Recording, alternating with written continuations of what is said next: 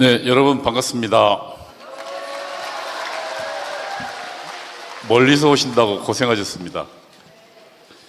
예, 제가 오늘은 주사파 이야기가 아니라 지난 토요일도 했었는데 지금 현재 조선일보나 또 뭐 그 다음에 한동훈 패거리들이 지금 그나마 지금 뭐 명맥이나마 숨만 헐떡고 있는 국민의힘을 완전히 항복시키기 위해서 내부 반란을 벌이고 있습니다. 그 반란의 명분은 계엄을 사과하라는 거고 윤석열 대통령을 내쫓으라는 거고, 그리고 그래야 중도를 잡고 뭐 선거 이긴다는 건데, 그 거짓말에 대해서 제가 좀 오늘 이야기를 해보겠습니다. 조선일보는, 그리고 한동훈 일파들은, 특히 조선일보는 우리 광화문 애국 동지들에 대한 그 지속적인 모욕을 멈춰야 됩니다. 다음 넘겨봐 주십시오. 오늘 지금 어제 조선일보의 이 사설입니다.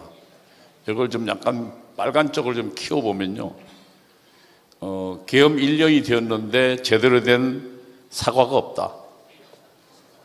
그 다음에 국민이 기대하는 것은 유능한 민생 야당이지 관념적 구호만 외치는 그런 이념 집단이 아니다, 이 이야기를 하고 있는데, 다음 넘겨봐 주시죠. 이걸 좀 제가 좀 요약해 보겠습니다.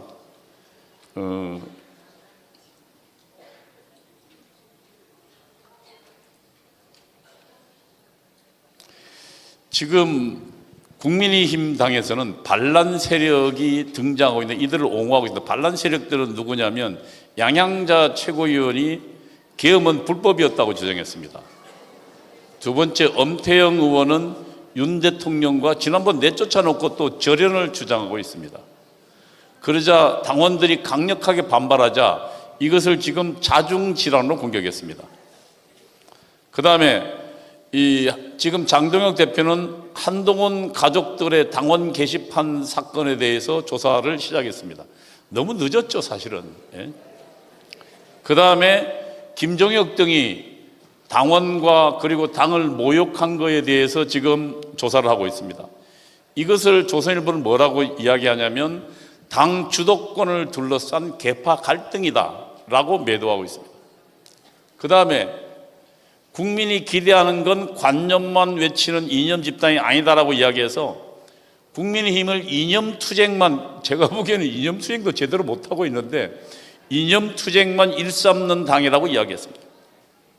이 이야기는 뭐냐면, 민주당이 지금 대한민국 헌정질서를 뒤집고, 우리 김학성 교수님 잘 설명했지만 헌법을 파기하고 있는데 거기에 저항하는 것도 헌법 파기에 저항하지 말라는 겁니다. 다시 말하면 항복을 하라는 것입니다. 다음 넘겨보죠. 그리고 더한 것은 김창균이라는 자의 칼럼입니다. 이 자는 뭐라고 했냐면, 윤 대통령의 계엄을 지지하는 것은 마약을 먹고 헛것을 보는 것이라고 이야기했습니다.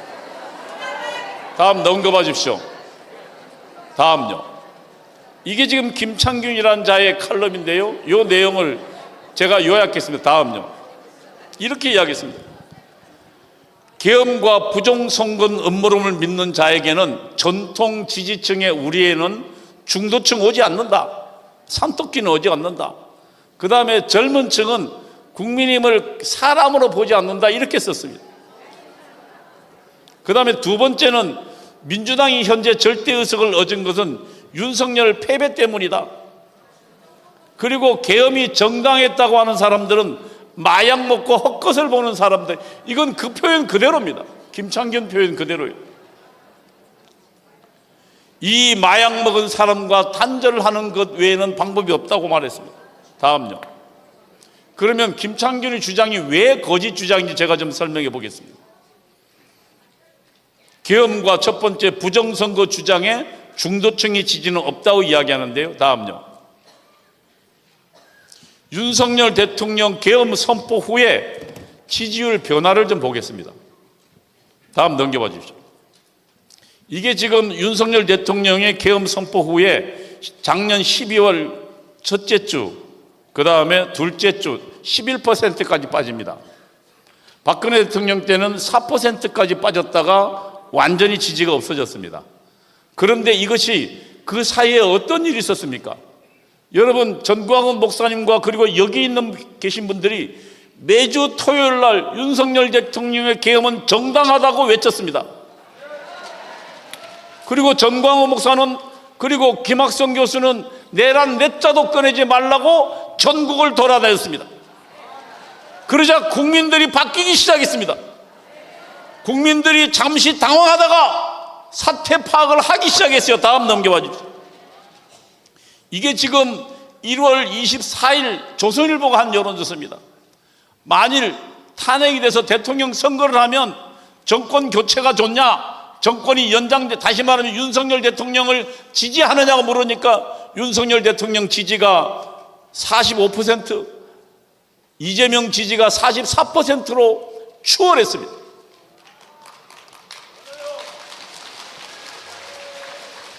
다음 넘겨봐 주시죠.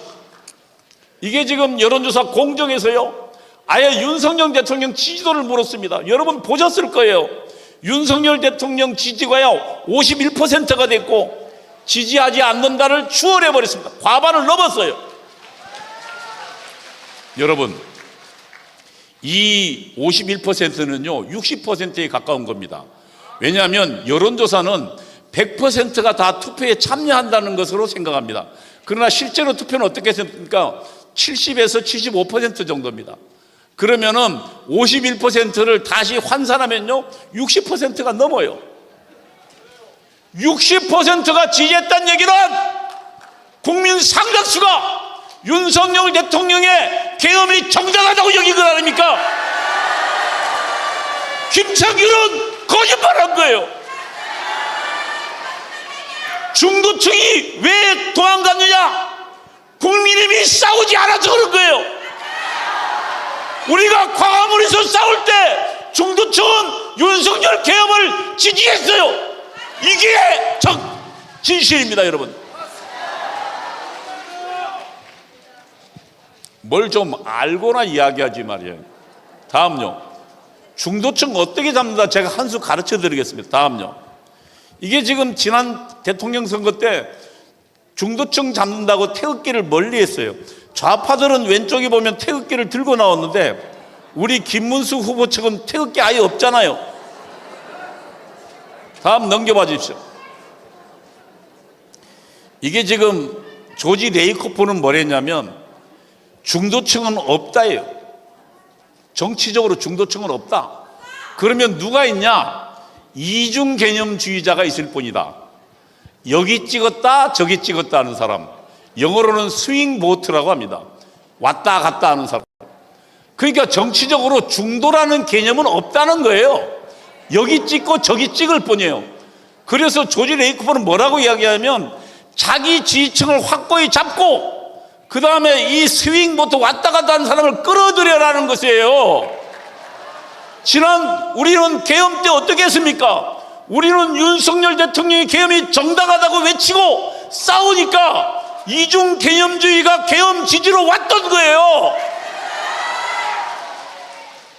야, 이 병신들아! 모르면 주둥이 닫아라! 이 자식들 알지도 못하면서 말이죠. 다음요.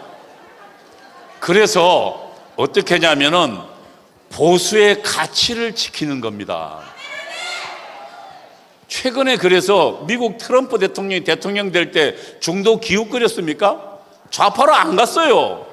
오히려 자기 가치를 지키고 그 다음에 이민자들이 지금 뭡니까? 그 멕시코나 중남미 이민자들이 미국 여러분들의 일자리를 뺏어간다고 오히려 우파로 갔어요.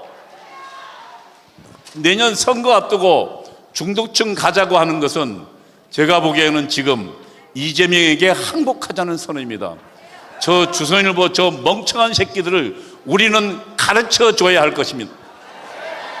다음요. 한번 생각해 보십시오. 아니, 한쪽은 계엄은 내란이다, 대한민국 망쳤다 주장하는데 계엄을 사과한다 그러면 누가 옳다고 생각하겠어요? 중도층은 당연히 계엄이 내란이다 주장하는 사람이 옳지요.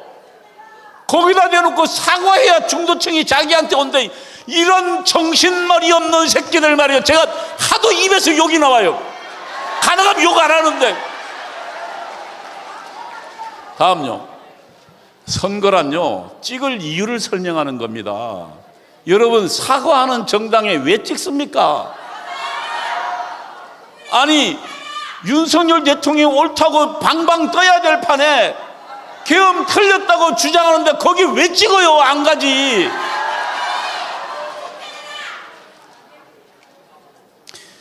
다음요. 선거는 유권자를 교육시키는 것입니다. 여러분이 왜 지금 여기 나와 있는지 아십니까? 여러분들이 이것을 함께 갖고 외워서, 여러분들도 함께 지녀서 이것을 누구에게요? 잘 모르는 사람에게 가르치는 겁니다. 그게 선거입니다. 그래서 여러분들이 굉장히 중요합니다. 여러분들이 이와 같이 한 집회에서 한 마음을 가지고 정광훈 목사님이 설교를 듣고 저희 강연을 듣고 김학성의 헌법 강연을 듣고 어디에서 여러분의 삶의 자리에서 여러분이 외치는 겁니다. 뭐라고요? 윤석열 계엄은 옳았다. 그런 주사파 좌파로부터 대한민국을 살리기 위해서 목숨 걸고 투쟁했다. 그렇게 외치면 이 스윙보터, 다시 말하면 개념 없는 사람들, 흔히 말하는 중도층이라는 사람이 여러분의 말을 듣고 쫓아오는 겁니다. 여러분, 지난번 탄핵 때 우리는 보셨잖아요. 그 추운 1월, 2월 때 우리가 지방 돌며 집회할 때 그동안 우리가 못 보던 상당수 국민들이 우리 집회로 찾아왔습니다. 그리고 그들이 우리를 찍었단 말입니다. 이게 우리가 이기는 길이고 승리하는 길입니다. 여러분, 조선일보는요, 그동안 박근혜 대통령 탄핵에 앞장섰습니다. 그리고 박근혜 대통령 내쫓으라고 했습니다. 그래야 산다고 했습니다. 탄핵의 강을 건너자고 했습니다. 이번에 윤석열 대통령이 계엄을 선포하자 조선일보는 또 그 계엄에 반대하고 나섰습니다. 여러분, 김건희 여사가 이 최재형이라는 목사 간첩입니다.